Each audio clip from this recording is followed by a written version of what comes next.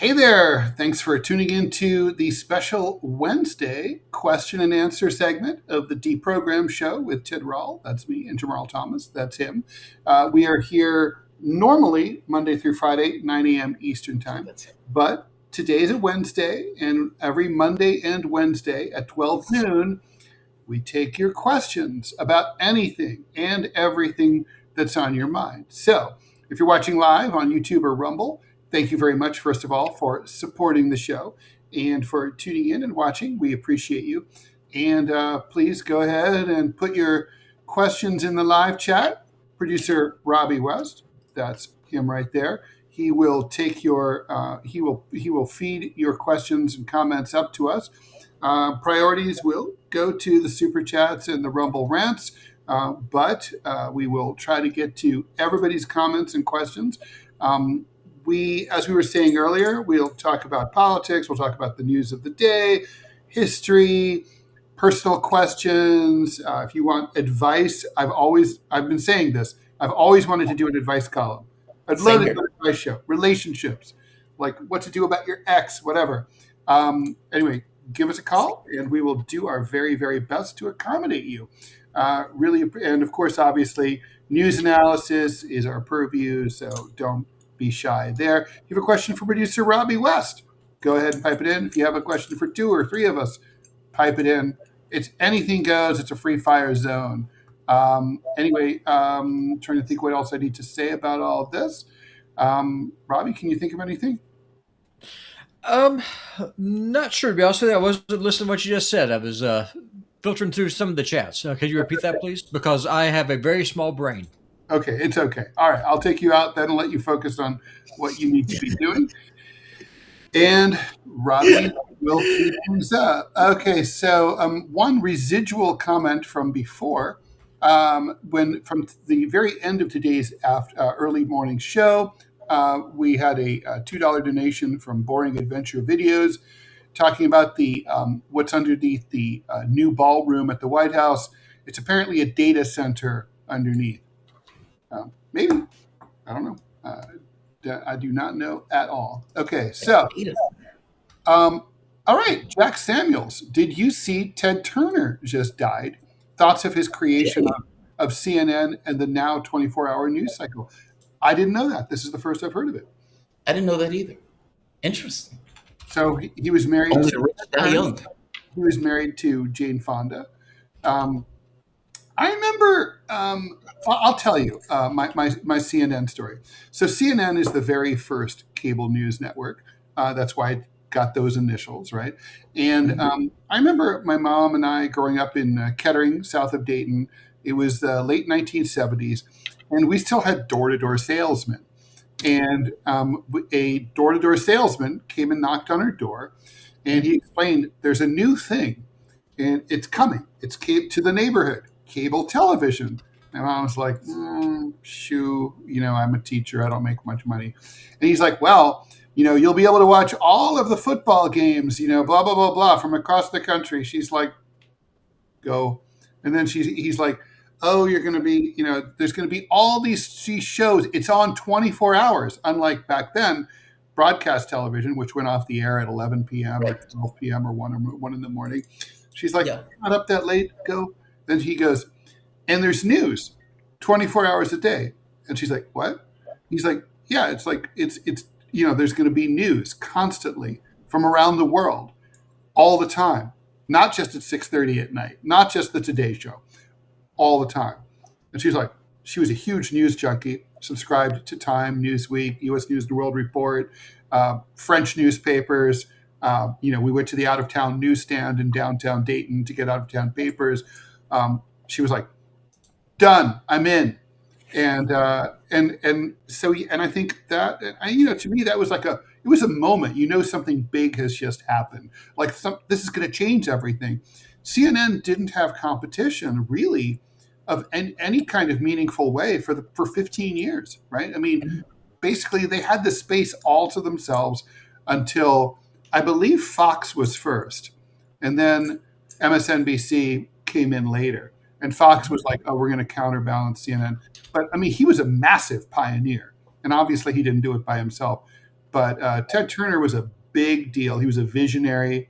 I mean, I don't think it's possible to overstate his importance in the media landscape. And the 24/7 news cycle has done some good things and it's some bad things. I mean, the bad thing that's done is it's given us the impression that like society is constantly collapsing everywhere. Look, here's this fire in Kansas City. Oh, and at the same time, here's this shooting in Seattle. And at the same time, so you get this sense of total paranoia. But on the other hand, you can have a story that would just be a Cincinnati story that could be a really fucking interesting story, and now it can be a national story. And Right. and that's not a bad thing. So I don't know. Thoughts? Yeah, it's complicated. I mean, I agree with you. Like, I think the issue is that it's monetized news, if that makes sense. Yeah. Like it has, it's not about the value of news, if that makes sense. Sometimes it is. But you also, within the context of news that's valuable, you get news that is, bleeds, it leads. Like the point is to drive a narrative, not necessarily to drive reality. And maybe anywhere you are is where you're at with that. Like any country that you're in has that cadence or that leaning towards the foreign policy and the policy of the country itself, like the leaders of the country. So like, for example, if you read like Bloomberg, or if you read like Reuters would take this really passive language about a genocide, which is very weird. Or Bloomberg will say something like, yeah, now that the US has spent so many munitions in Iran, it can't defend Taiwan. And it's like, dude, you can never defend Taiwan. Right? Like it's the language that they use that leans into the country itself. But maybe that's anywhere you are. No, man, I agree with you. I think it's the monetized news thing that I think is more degrading, or not degrading. It's more insidious. Insidious. I'm saying the word wrong. Insidious. Where it's like you're effectively, it's constant. It never stops. It's like there's always something. And as you point out, it's usually something blowing up, something on fire, something that may be a threat. Because the point of it is not necessarily news value. The point of it is to get attention. There's a difference in those things. Sometimes they're the same, but oftentimes they're not. So Yeah, totally. All right, let's. What is the most? Adrian wants to know what's the most likely conclusion of the SMO? That's the special military operation, as Russia calls the war, the Russo-Ukrainian conflict, and when? Oh, the when is going to be, I have no idea. I mean, I suspect it's going to go for years. I mean, keep in mind, what Europe wants to do is effectively bleed the Russians with the idea that maybe they'll build their military at some point. But Europe or the US doesn't really care about the Ukrainians. They're willing to basically throw them into a wood chipper for as long as it takes as for them to get prepared. Now, will they get prepared? It's a whole second, that's a secondary question, right? These governments are in debt. There's gas issues at this point, or energy issues. They don't have a united military, all et cetera, et cetera, et cetera. By the same token, that doesn't mean that they won't chuck every Ukrainian into the fray. So I don't know. I mean, again, I think America is deal adverse or agreement adverse. Russia will have to win this militarily because I don't think they can really get a deal that they can trust. Even if they do get a deal, I don't quite know what that looks like. It's going to be on their terms. But I don't get the sense that it's going to be like next month or 2 months. I get the sense it's going to go for a while. So that's hard to answer. Jamarl, you and like Mark Sloboda and other people have promoted sort of a Russia hawk kind of approach. Like maybe they just need to go in harder against the Ukrainians. Do you see that? Well, Mark doesn't believe that. I don't know if actually Mark does believe that because Mark thinks is like they should be going after decision making. So I'm sorry. Yeah. So he thinks that it's time to use more force and just go in harder militarily. Do you see the Russians doing that? And why do you think they haven't so far? Because Jim Jatras, Sloboda, a lot of people have this belief. I have this belief, to be bluntly honest with you. I mean, the idea that Europe can open their airspace to allow attacks on Russian soil is fucking outrageous. And on some level, it's this issue of seriousness where they don't believe you're serious. Now, mind you, this is problematic in and of itself, right? Like this is problematic on two fronts. A, not believing you're serious or not believing you're credible allows you to be tested, which may make the war that much worse. By the Mm. same token, that's the logic that the US is going with, right? Like, well, hey, we don't believe that the Russians will use nukes. Okay, dude, if you put them into a corner, they're liable to use anything. I don't think they've done this because Putin is a pragmatic, rational actor who doesn't want to end up in a third world war. And it's possible also that Putin believes he can get a deal. Meaning, it's one thing, if you're Russia, from my point of view, I think Russia is chasing safety. That for all intents and purposes, I think Putin has taken it his philosophical mission to ensure the safety of Russia for the foreseeable future, even if it means going through a forever war to get to it. Um, I think it's that. I think it's either A, I don't want to escalate in a way that the consequences are unpredictable and unforeseen, especially from the standpoint of getting us into a larger conflict, let's say with NATO. Mm. They believe that the war for NATO is going to happen anyway, so they need to get prepared for a larger conflict against all of the Western powers. They may be that. And Putin seems to be pragmatic. And I think his thing is he wants a deal. He wants something in writing where he can take it through the UN Security Council or for that matter through Congress, which I don't think he's ever going to be able to do any more than I think Iran was be able to get anything through Congress. But he wants a deal, to the chagrin of a lot of people. Because a lot of us think it has to be a military victory. Um, I'll stand by that. Like it's hard for me to see the U.S. coming to terms for an actual deal. They don't seem to have the capability to do it. I mean, who's the person? Witkoff? And every other week, Donald Trump is litigating through social media. I mean, this stuff is comical. It's comically ridiculous. Oh, Russia better do this. Oh, Iran better do this. Oh, Venezuela better do this. Oh, the Yemenis better do this. Okay, calm down. The reality of it is they are winning a military victory. And I would imagine that obviously the Russians don't want to continue fighting forever. By the same token, NATO is on their doorstep. And in the same way that monster was always going to come to Iran, that monster was always going to come to Russia. They don't have a choice. So, yeah, I think Putin is pragmatic. I think he wants a deal for the preservation of Russia for the foreseeable future. And I don't think he wants to get into this third world war. I mean, for God's sake, they did everything in their power to avoid this war. The Minsk agreements, 1 and 2, the Istanbul agreements. I mean, over and over again. And under no circumstances was the West willing to accept it. From their point of view, pragmatism was weakness. Well, here you are. Here we are. You are watching DeProgram with Rall and Jamarl Thomas. If you're just joining us, this is the Ask Us Anything show. So please ask us anything. All right, let's keep on going here. Don't have a question now, but thank you very much for the $10 donation, K. Greg. Oh, no, thank you. Okay. Sam Palciano, 7527. Hey, Ted, you say you're a communist and that you think the janitor should make the same as a CEO. I personally don't think that makes sense. So can you please elaborate so I'm not straw manning? Be happy to. So here's the thing. The idea that under capitalism, that the CEO needs to earn more money than the janitor presupposes that the CEO performs a job that is more vital to society than the janitor. I would argue that probably the opposite is true.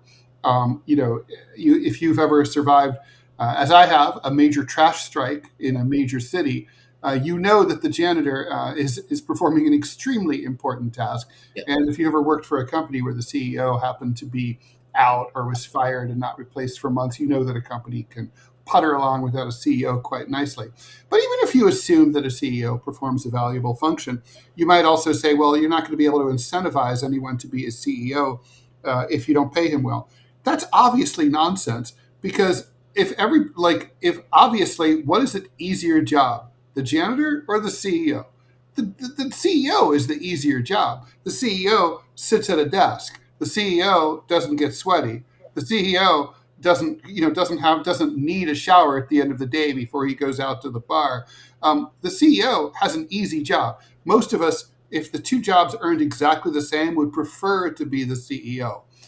There are tons of jobs where they overpay people. Like, if you told me, oh, you can be like a local NPR host in New York City at WNYC, and we don't, and I wouldn't need to be paid what like Brian Lehrer and some of the hosts who are there on the public dole, making $500,000 a year. I don't need that.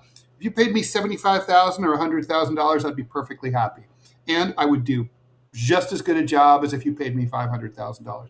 The point is, money isn't the only incentive in society. So, I mean, and then you might say, well, why would someone want to be a janitor then, conversely, as opposed to a CEO? Well, there are people who don't want to prefer to work with their hands. There are people who like doing jobs like that. I mean, it's not just a dignity thing. There are people who don't want to sit in a boring conference room talking bullshit with boring people, and they would rather do work where they see the fruits of their labor manifest themselves with every sweep of the broom. So the point here is that the whole fiction, the construct of the way that we've created wages, makes no sense to me at all. And I don't see, and I don't see how you can possibly pay people a different salary without that implying that, say, teachers are not as important as, say, CEOs. Teachers are far more important than CEOs. So that's my answer to that. What do you think, Jamarl? Oh, geez. Yeah, that's a tough one. I mean, the reason why I say it's a tough one, because look, I understand the point, right? That if there is a stridation in payment by virtue of getting more, you imply that it's more important, and that's not always entirely true. But I don't think our payment system is structured for that reason. I think it's structured just because it can be structured that way, if that makes sense. Like, meaning, if I'm the CEO of a company, if I'm owner of a company, I can pay myself more. I can give myself more cash. And if you have a board, the board can say, well, the CEO can technically make us more money. And because the CEO can technically make us more money, if the CEO is any good, then we want to compensate the CEO for being able to make the company more money.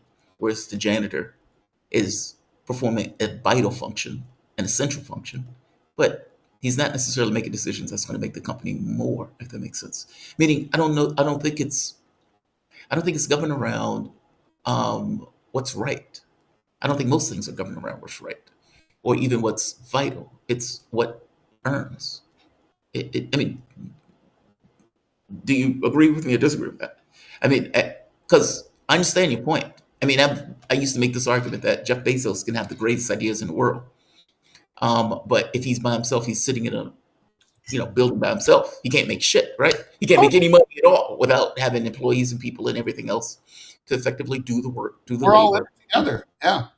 Yeah, he wouldn't be able to do squat. So this argument that CEO should be making, have $100 billion is outrageous. It's Like ridiculous. the idea that anybody even has $1 billion is kind of Also, mind blowing. the idea that Jeff Bezos wouldn't want to get out of bed and build a huge company, even if he only made $100,000 a year. He will I do it. believe that. Yeah, he would, because he loves it. He loves building a business. That's obviously what drives him. Yeah. I mean, don't get me wrong. There is an incentive for cash, because I think when people get a huge amount of money, it almost becomes, it's not about what you use it for, if that makes sense. It's not about like use value. At that point, it becomes status. It's like, hey, I have $100 billion. Are you going to use it? Nope. It's like, dude, there are people who are hungry, right? Like, it becomes a status issue. It's not even that they wouldn't even miss. I mean, you could take $50 billion and he wouldn't miss it. He wouldn't even know it. Like, right now, to be fair, a lot of this stuff is in stocks, so take it with a grain of salt. But still, you get my point. No, I get your basic premise. I think, but I don't think it's governed. I mean, it's capitalism. It's not governed around what's right, what's valuable, etc. It's governed around how can we make as much cash as possible. And I think this guy can help me make as much cash as possible. So we're going to put that guy in, and that guy's going to get $20 million. He's going to get a golden parachute and all this other stuff. Now the question becomes: is it right? Hell no, hell no. And this is where I do agree with you on, like, the financial structure could be different, and they would still do the job. They still do the Totally. job. I would look. Look. I went. I've gone through downward mobility as a cartoonist for years. Right. Um, when I mean, I used to have gigs where I could sell. Well, I used to have a cartoon for Fortune magazine every 2 weeks. Easiest cartoon in the world to do. Took me like an hour to draw, maybe half an hour. $900. They translated it into Spanish for the Spanish edition, an extra $900. Then there was a Portuguese edition for Brazil, another $900. $2,700 every 2 weeks for basically 2 hours work a month, right? And then it just started dropping because of the decline of print media, and cartooning just became not as valued. And so I got hired by the Village Voice. My cartoon runs for $500 a week. Then they're like, oh, it's going to be $250. Then they're like, it's going to be $125. Then it's $75. I leave. They fired me. The guy they replaced me with got $50. And ultimately, by the time they closed, they were paying $35. The point is, I didn't draw the cartoons any shittier, but when I was drawing them for $75, they were the same cartoons. I cared about the work every bit as much, and I was just as excited about going to the newsstand and opening up the paper and seeing my work in there. Was I bummed about the lower salary? Yeah, because I live under capitalism and I have bills to pay. But I didn't view it as a reflection of who I was or how much effort I should put into my work or into my labor. Yeah, but a lot of people do. They do. Like, for example, if I met this guy once when I was in Kenya with my ex-wife, and we were at a casino, and him and I had this long conversation. And he was like, I don't understand why you guys do capitalism in the way that you do it in the States. He was like, you don't pay people enough. The people don't necessarily want to do the jobs because they're not compensated well enough, meaning they feel like they're being taken advantage of in the context of what you're paying. And he was like, here, we pay our people well. I mean, hell, you can work at McDonald's, make $15, $20 an hour. And the guy has a point. I mean, like, what you're paid in the context of what you do matters.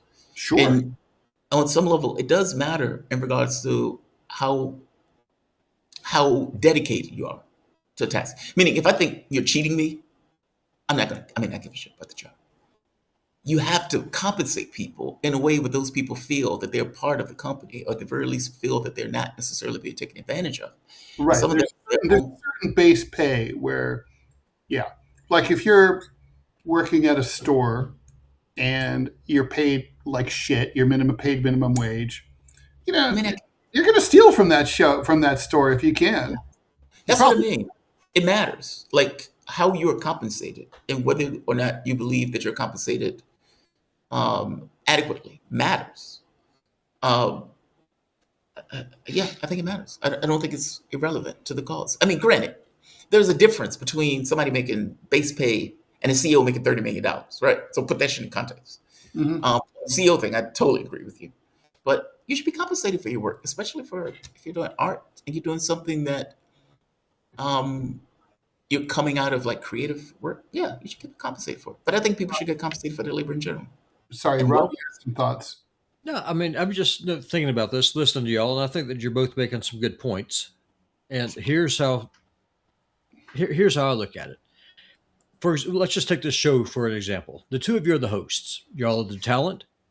Y'all put in the time. You learned your trade. Y'all should be getting paid more than what I make. That's just a statement of fact. There would be no show without Ted Rall and Jamarl Thomas, because the two of you are very well educated. The two of you have traveled. The two of you have put in the work to become true masters at your craft. I work in the back end, edit videos, and throw stuff up, and occasionally have rude opinions. That's really all. That's all that I bring to the table here, honestly. With the CEO for a company, it's something similar. For example, with a janitor versus a CEO.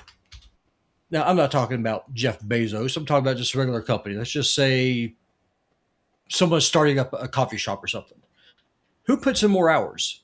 The person who started the company, that invested, that borrowed the money, that put in the sweat equity to build that business, and 20 years later and has a successful chain of, say, 30 or 40 coffee shops. Should that CEO be making more than the janitor? The answer is yes. because he or she invested more into it. The company would not exist without what that person did. Also, that person put in the liability factor. There's no guarantee that could have worked. The business could have flopped. Then that person's still on the hook for the loan and everything else. That person has the equity. The janitor doesn't. That's something that needs to be factored in, and I think that's something that people, socialists, don't really understand, is what that looks like whenever you're trying to build something from the ground up. When it comes to Jeff Bezos, yeah, I have no problem. I mean, I'm 100% on board with y'all. If you're an oligarch, you should just. I mean, I have no problem with you getting just reamed. Go off. But I mean, just for someone just trying to just going out busting butt, root hogging or dying, no, you deserve to earn what you earned because you had the vision, you built the business. Now that being said, you should pay your people well so that way you keep them. Work has to be rewarded, loyalty has to be rewarded. You got to have mobility, and you got to have a reason for someone to stay there. But to say that the janitor should make as much as the founder of that company, no, that's not the case at all. Because the janitor, at the end of the day, didn't build it, and did not have the liability that founder had. All right, let's move on with from there. From a quirky question from Manchild. If the two of you started a band to tour the country, what would the name be? And who was definitely hogging the tour bus microwave? The tour bus microwave. Wow, that's weird. Okay, what would the name be? I don't know, Ted. You guys started the program, so I'm gonna let you. I'm gonna pass it over to you. I'm terrible with titles. It's one of my weak points. Whenever I have a book coming out, I always reach out to my brain trust, my friends and family, to ask them for suggestions. So I have come up with a few good ones, but for the most part, not really. I will say, okay, so Jello Biafra, the lead singer of the Dead Kennedys, no longer a member of the Dead Kennedys. Weirdly and strangely, they're out touring without him, which makes no sense at all. Anyway, Jello Biafra, he did a long stand-up, talk, what is they called? Oral, blah, blah, blah, blah, just stand-up talking kind of thing. And one of his bits was about band names. And of course, it was band names in punk. And of course, this dates the story. But one of the best ones that he came up with, because it was so bad, was like heavy metal band. You have to picture like the logo, like Kiss, with like the drop shadow and the sparks flying up, and it was like Mondale. I vote for Mondale. Mondale. I like. You mean a politician? Yeah, exactly, because it's so bad. It's so bad. Reminds me, you hear about the band? You've heard of the? Do you remember the band Heaven? It's like 17? Bob Dole. Do you remember the band Heaven 17 from the 80s? Their big hit was what was it? Oh my God, Let It something. Anyway, Leonard Strime. They were a spin-off band from the Human League. Anyway. The Heaven 17, where they got the name, it's very obscure, but they got it from Clockwork Orange. At one point, like someone walks into the record store and it's like, right. "Oh, do you have the new Heaven 17?" And it's a fictional name, and they lifted it from that. I thought that was so cool, and so that's why I'm like, hat tip to Jello Biafra, Mondale. That's okay. Like I said, I'm bad at titles. Yeah, I go with Mondale. That's a hard one because that's one person can't make that. If it's a team, it's kind of hard. I don't know something about being on the political outskirts, or something like that. Like, yeah, I don't know. That's a tough one. That's a tough one. Here's a good one. Hold the microwave. I think you'd hold the microwave more. I'm not a big microwave guy. Yeah, I don't care about the microwave at all. You guys can have it. What are the best books on the French Revolution, the fascist and Nazi years? Oh, the fascists and Nazis. So there's this really good book by but see, it's not on the French Revolution though. I mean, it does sit. The Napoleonic Wars are fascinating. Anthony Bieber has a book on. He goes from basically the Spanish Revolution or the Spanish War, Civil War, and then moves into the Second World War. But it's not on the French Revolution. I'm not sure. You'll be better on this one. French Revolution. I would recommend starting with the book Citizens. It's a it shows the revolution both from the top and from the bottom, which is always like my favorite approach. And that I think it's kind of like if you've read nothing. It's one of those books like if you've read nothing else on this topic, This would be it. this would be the one. For Nazism, even though it is really dated at this point because there's been so much new research, I would still have to say the gold standard is William Shire's The Rise and Fall of the Third Reich. Right there. It's because if you read only one book, right? It's like it tells you the whole story. It explains the whole thing. Ian Kershaw's trilogy on Adolf Hitler is To Die. Also To Die is Alan Bullock's comparative biography of Stalin and Hitler, just called Hitler and Stalin. He's a British historian, and basically, they weren't the same age, but he compares them by age. So like ages 20 to 30, ages 30 to 40, like that. Fucking amazing. One of the weirdest things is there's photos in the middle. You know how like there's the little signature of photos in the older books. And one of them is the first grade class photo of Hitler and Stalin, and each of them is positioned in the same position in their respective classes, just to the right of the center of the back row, and they both have like their arms crossed, and they both kind of have this sort of like snotty, bored expression. It's fucking incredible. Wow. So the parallels are pretty cool. Italian fascism, I would argue, there is no truly great book written about it. And so therefore, I'm not going to make a recommendation. There's any numbers of great books on Vichy France that I could recommend. And I think Vichy is really important because it's about what happens represented in a society with a history of liberal democracy when those systems fail, right-wing fascism comes to power, and you have a clear choice between surviving or waiting or resisting or collaborating. And what do you do? And it defines you and what kind of person you are and what nation you're going to live in. So to me, that's a really interesting thing. Another good one is German Way of War. Whitley Strieber's book is really, really good. The German Way of War is a really good one. What is the guy's name? The architect.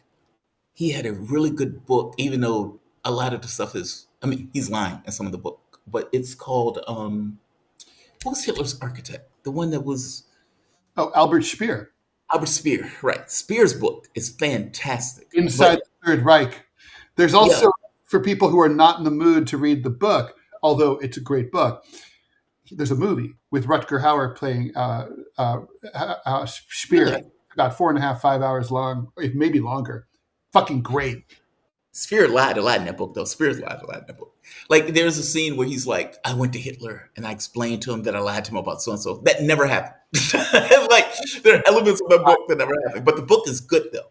It's this kind of internal look at Hitler. It's very strange. Like, the people around him.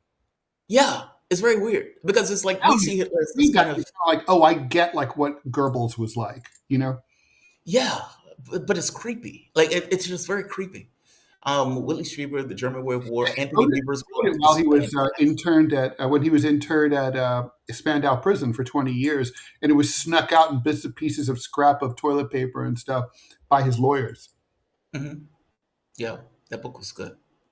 Now, there are a few books on Nazi Germany that are really, really good. There's one by, what is the guy named? Stephen Cobley, something like that. He wrote the book on Stalin. He wrote a 3-piece biopic on Stalin. And the first one is kind of like how Soviet Union was looking at Germany saying, "Hey, there's a problem." It's like there's a problem over there. This is fucking outrageous. I can't believe nobody's paying attention to this. And by the time they got to the second book, you get into the war, if I'm not mistaken. Like then he does this 3-piece book on Stalin, and of course, book is looking at the war and looking at what's happening in Germany from the Russian perspective, Soviet perspective. Grabbing my books. So I know less about. Also not to be, there's also the 3-volume, the trilogy by Richard Evans about it's the Third Reich at war, the Third Reich in power, the rise to power. This is my favorite book about Italian fascism. It's really great. Yeah. And speaking of Albert Speer, there it is. Third Reich, this is Spandau is amazing too. Yeah, such dorks. Okay, this is what's funny. I got a man on my phone. Like I could just like, okay, what's Sneaker Dad, thanks so much for the $20. Jamarl dresses like a CEO. Ted and Robbie dress like janitors. Send us more 20s and we'll dress better.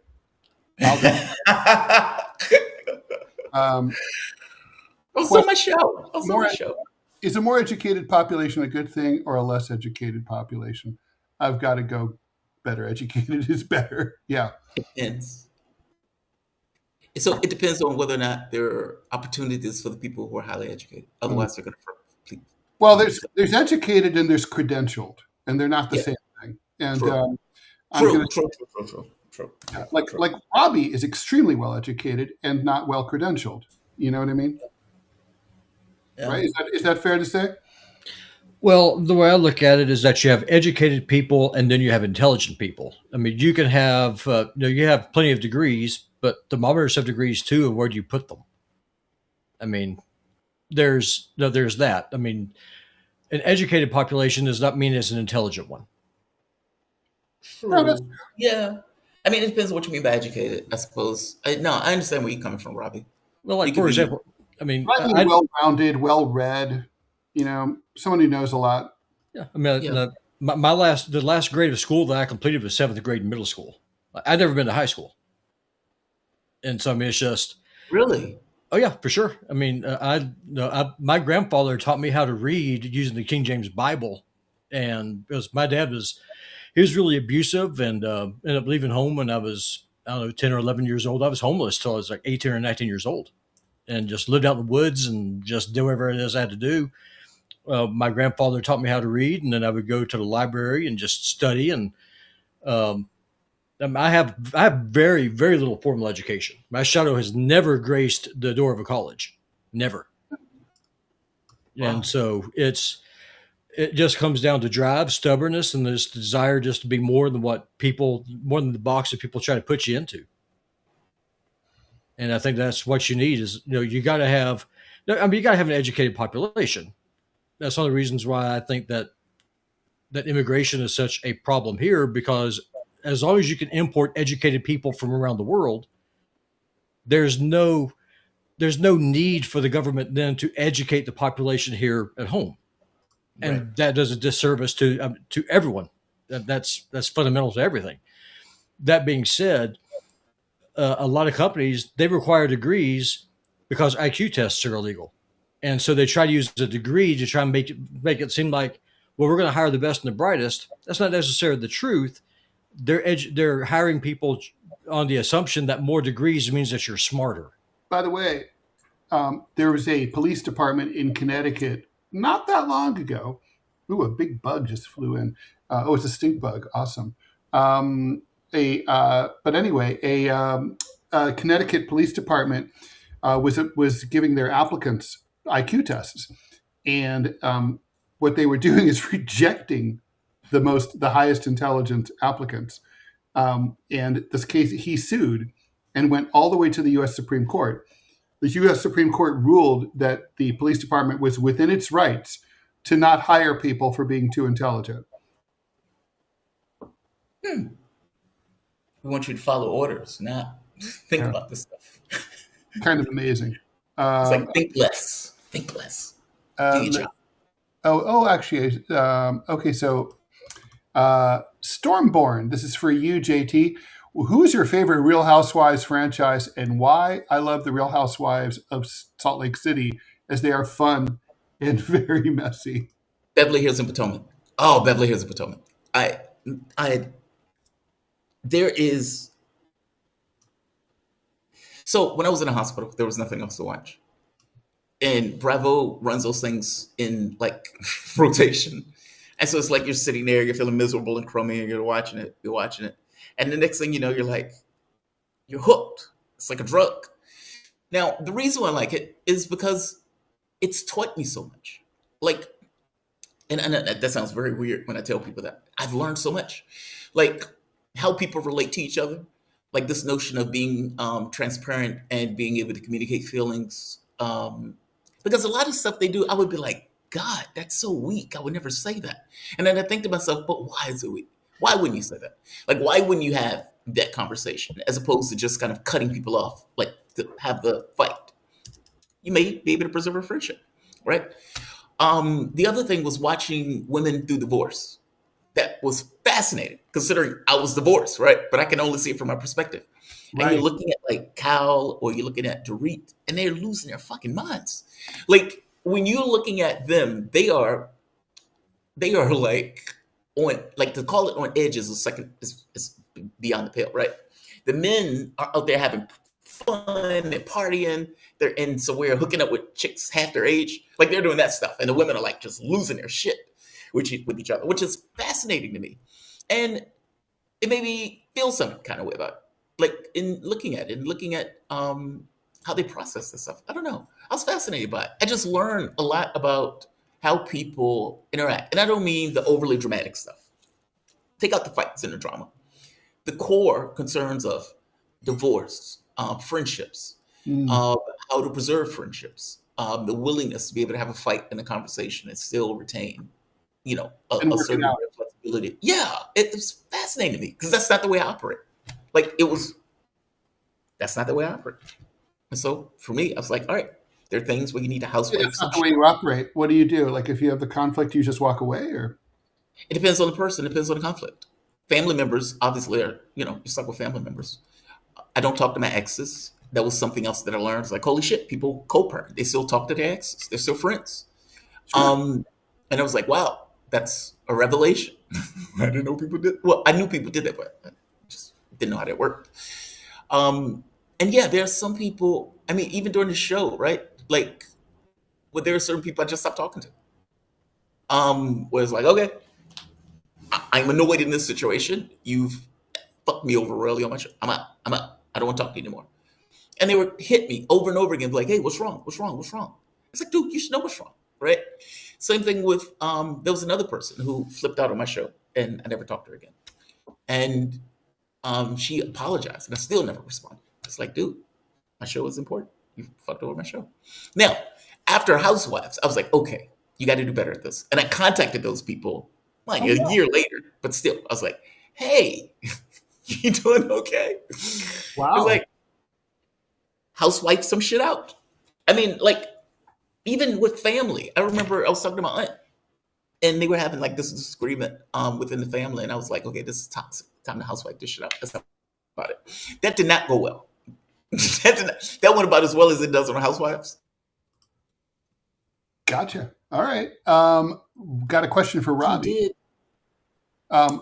Robbie, you mentioned you lost a contract because you refused to back down about Israel. Would Yep. you be willing to talk about that? Interesting.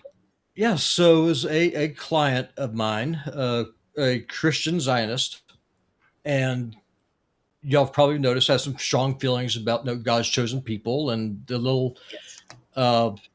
reprobate state that's right there on the eastern bank of the Mediterranean.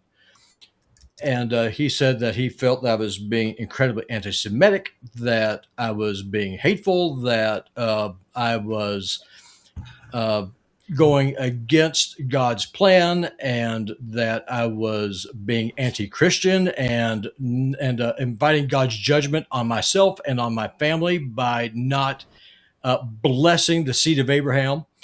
And he demanded that I issue a formal apology. To which case I said, sir, I believe that you are an apostate. You are not a Christian. You're an idolater. You are a heretic, and at best, you're a wolf in sheep's clothing, and at worst, you are an absolute disgusting human being. And he said, so then do you want my contract or no? And I promptly told him, you can shove the contract up your ass. I do not want it. Well, I will say, I think it's very, I'm going to quote a boss who was not a good boss, but she did say something I never forgot. She said that we are defined more by the work that we refuse to do than the work that we agree to do. And I always thought that was true. And not just the work, like whatever, what we refused, what's our limit? What are we not willing to do? Like, if someone offered you $5 million a year to do PR for the IDF, you really want and could use $5 million a year, who couldn't, but, could you do it? Would that be a line in the sand? It would be for me. I couldn't do it. But I'm not a whore. I will not do it. I will not sell myself. I will not sell my integrity. I will not sell my conscience, and I will not betray my God for you and your filthy money. I will not do it. I might not know where my next meal is coming from. I've ate out of dumpsters before. By God, I'll do it again. You can keep it. Yeah. I don't need you. I don't want you. The Lord Jesus Christ, as my witness, knows that I want nothing more than for these wars to end. And the best way for these wars to end is for Israel to stop, to cease to exist as the as the blight on this earth that it is. It is a disgusting, satanic, antichrist state. And if that makes me anti-Semitic, if you think that makes me a racist, then by all means, from the bottom of my heart, screw you. I am against the murder of innocent people, and I'm against my tax dollars being used to murder innocent people. And if you think that makes me a bad Christian, kiss my hairy white ass. Which is going to be licked soon, I hear. No, my ass will never be licked. That's a callback to TMI. Okay, so Robbie, stay right here because you guys should answer this. Okay, do you guys have any? First time talking here. Do you guys like any video games? If so, what's your favorite game? Also, do you guys like Pokemon? And if so, who's your favorite? I'm going to make a team around it. So Ted, you go first because I know what the answer is. I love XCOM. I don't play video games at all. But when I did, it was back in the 70s and 80s, and I played games like Galaga and Asteroids. Am I freezing? Super OG. It's not like I was against it. I think I just went to college, and there were, I wasn't hanging out at the Dayton Mall.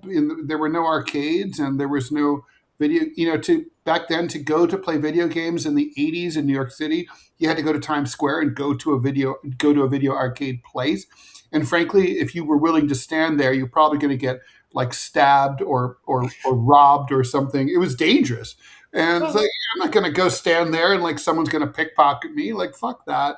So I just wasn't addicted to it. I just didn't. It was just like, I like video games, but I'm not, it's not like something I think about my glass of wine at the end of the day. Like I look forward to it. I didn't think about video games that way. You guys should answer this question. Civilization, XCOM, chess, Pac-Man. Yeah, I mean, for me, but I run a gaming channel here on Rumble. So PutinBot Gaming, if you want to come by. Yes, PutinBot, because I was a big Trump supporter, and so naturally, like, oh, you're a PutinBot. Therefore, PutinBot Gaming is born. I am the ultimate troll, to quote Ted Rall. Oh, and look at that. There's a spammer. Hold on one second here on Rumble. Nazis everywhere. Congratulations. You, sir, have just been banned. Here comes the hammer, the fist of God. Yeah, you just got smashed. But no, I love the Baldur's Gate games. Baldur's Gate 3 is one that I stream a lot on Rumble. I do Mortal Kombat. Currently doing Mortal Kombat 1. I like strategy games. Rome Total War is fantastic. If you like real time strategy games, you have to figure in military strategy. What's it called? Road to War. Rome Total War. Oh, Rome Total War. Okay. Yes, it's an oldie. It's like an old 20-year-old game. Fantastic, because you got to manage the economy. You actually control the battles in real time. It's like Civilization if it was actually true military military strategy. Fantastic games. I'm a big fan of dark fantasy. The darker it is, the more I like it. Just like my women, the darker they are, the more I like them too. And that's just how it goes. Oh, that's funny. My mom was telling me about a doctor that had apparently an African wife or African American wife, and was like parading her through the office, like, "Here's my black wife," like just proud of her, like just beaming with pride. And it was like, "Yeah, it's the black women in the office that really go to the doctor because that's the only way to get anything from white nurses. Can't get anything." I'm so torn about that, right? Because sex involves and attraction involve objectification, right? By definition. But on the other hand, it's kind of like those are cringe moments, right? But on the other hand, it's like it does say something. Who we're willing to sleep with talks about, like, our inclusiveness. It's the ultimate in inclusiveness, right? I was talking to a guy who is on the board of a major dating app that we've all heard of, and he said that they'd done studies and they found that black women at that time, this was a long time ago, had the lowest rate of, when they reached out to someone, usually a guy, they had the lowest rate of responses of any demographic. And I was like, okay, right there, that's racism, right? That's racism. And people say, like, oh, like, it's not racist to not be attracted to to certain races. I'm like, it's the definition of racism. Like, is it?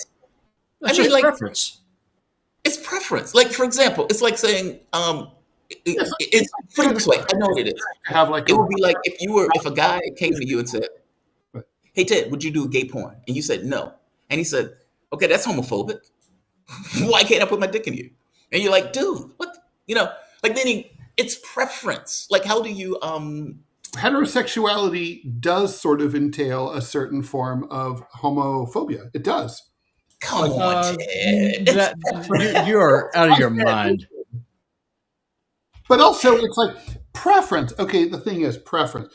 So I think we all agree that, like, there's like if you're hetero, you're going to be repulsed by, like, having sex by homosexual sex. You're not going to, right? Or if let's say you're a gay guy, you're going to find women disgusting. You don't want to be around them. You certainly don't want to. You just don't want to have sex with one, right? But it's like.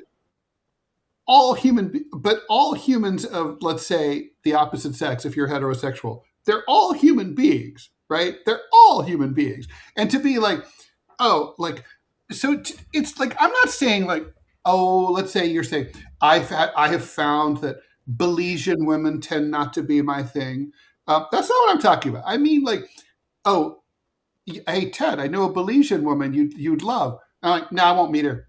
Why? Oh, because she's Belizean. I don't like Belizean women. That's what I'm talking about. That's racist. Okay, fair enough. Well, Belizean's not a race. Out an entire demographic. Look, to rule them out. Like, you can certainly find, like, like, of course, obviously, you might be like, there's a certain body type that tends to do it more for you than another body type. Obviously, or a certain way of dressing, or a certain way of talking, or whatever. Of course. But to have, like, a blanket statement like, oh, I will absolutely not date someone of this race or whatever. It's like, that's disgusting. Why? It's a preference.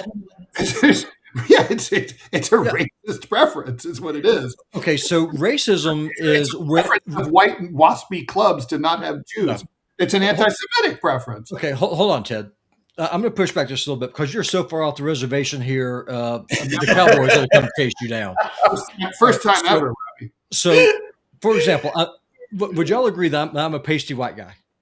JT, you go first. Am I a pasty white dude or not? You're a white guy. I don't know what pasty. You're a white guy. Okay, so, I've seen pastier, but yeah. So I don't like white women. I like black women. That does not mean I'm racist against white women. The reason that I prefer black women is, one, I find them more attractive, and also when they get older, they don't raise them up like white women do. Black don't crack, baby. That's just a fact of life. Okay. I mean, white people and Filipinos are the same. You hit 30 and you turn to a prune. You shrivel and you're done. You want a car that'll go 300,000 miles, is what you're Correct. And so I've been with the same car now for 20 years. God willing, I'll be with her for another 20 to 30. That's the plan. Racism means that you believe that one race is genetically superior to another. It has nothing to do with sexual preference or the marketplace of sex in the marketplace of dating. Those are two very different things. Rob, That's just like saying, let's say your wife got left you, and then Okay. Are you saying you would not ever consider dating a white chick under any circumstance? Just not attracted to them. Completely honest. So answer my question: yay or nay? No, I'm You not would attracted to them. consider it. I Why? You do. stop dating white guys. I am not attracted to them. your own Listen, I would rather go find myself an illegal immigrant from Guatemala than be with some white chick. Are you telling That's me serious. of all the white women on this planet, your thing is like, come on, you're saying there's not one white chick. not one? Listen, you're asking me for my preference, and Even I'm telling Hillary you, Clinton, you wouldn't. no. Scarlett I would not. Johansson. No, I don't know who that is. Oh, you mean from Gone with the Wind? No, Scarlett Johansson. The actor. Yeah, the actress in Marvel, the one that plays Black Widow. She's gorgeous. She is gorgeous. Yeah, sure. For like Mad three more, gorgeous. yeah, for like 3 more years, then she just has to get a facelift and stuff. Yeah, no Oh, thanks. I'm not interested. Sydney Sweeney, the one in the jeans. She's that woman. that girl is fugly as hell. Oh, you're out of your goddamn mind, Robbie. I am not out of my Out of mind. your No, I'm mind. telling you, she'll look okay in a dark room. She has a great body. Her face looks like she got hit in the face with a board. I'm shocked, Robbie. Well, I'm kind of between Listen, you guys about her. No, I'm very good at shocking Her people. face isn't Listen, that I'm being great. honest. Her face is not that great. It's true. I think she is gorgeous. In fact, I think her face is just breathtaking. Listen, she has a great figure. It's something about her look that does it for me. I don't know. I Listen, mean, I am equal opportunity on this stuff. I've been all around the world and I've found women to be attractive all over the place. Listen. Yeah, I think when you travel, you realize that there's just so much variety here. Indonesia, Malaysia. I mean, all these places. I mean, it's just, I don't know. I'll tell you who I think the country I think that has the most beautiful women. Like if I was single, I'd 100% want to go there like tomorrow and just stay there until I got hitched. It had to be Kazakh women. I think they are gorgeous. They've got to be the most beautiful women on the planet. Okay. What a Cossack woman. But I mean, I I would not. don't have a mental image. That seems so random. Well, they're just. I mean, they just have the olive complexion or kind of the Mongoloid. They're just they're just all kind of mixed up. They're right there on the invasion paths. It's just they're a bit of everything. It's just like when I was in Brazil. The most beautiful woman I ever met in my life had She had natural blonde hair, the greenest eyes ever, and JT, her skin was as dark as yours. Cultural commingling. Beautiful woman. Cultural commingling makes for the prettiest girls, right? Yeah, for sure. So therefore, I would not go fishing for a beautiful bride in Germany. Invasions and illegal immigration and migrant movements, therefore, are good for sexual attractiveness. So you're on team migration, is what you're saying. Once we fix our problems here at home and we have a functioning economy where workers are able to pay their bills and inflation is no longer a problem, sure. But you got to take care of your own. You got to take care of your home folks first. And 30% of the population is black. I have a good pool to go fishing from. One more question, guys. Sam Paulson, thanks so much for the $20 donation. Very generous, much appreciated. Since if most billionaires sold any stock, the price of that stock would go down, and they can't actually be worth that amount.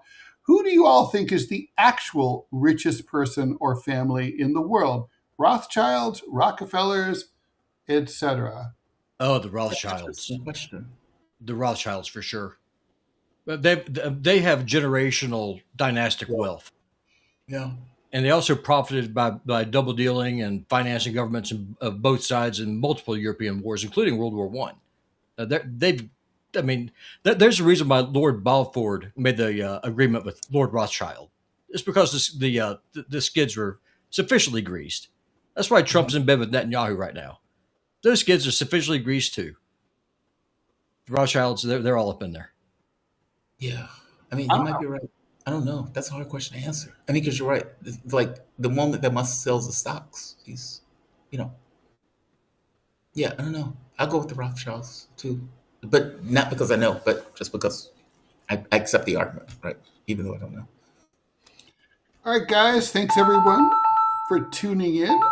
I'm going to assume someone's alarm is going off there. It's not mine. It's not What's mine. that mine? What? That's Trent's. Oh, Trent's is that what it is? Trent. background. Trent, how dare you? There he is. Trent, turn off your. I'm turning off his sound here. Oh, I can't do it. All right. Well, with that, Wild. hilarious. Trent, explain yourself. Okay, whatever. All right. With that, thanks everyone for tuning in to the Q&A show. DeProgram will be back tomorrow at 9 a.m. Eastern Time. And see you then. Bye. Bye, Bye-bye, y'all. guys. Be safe.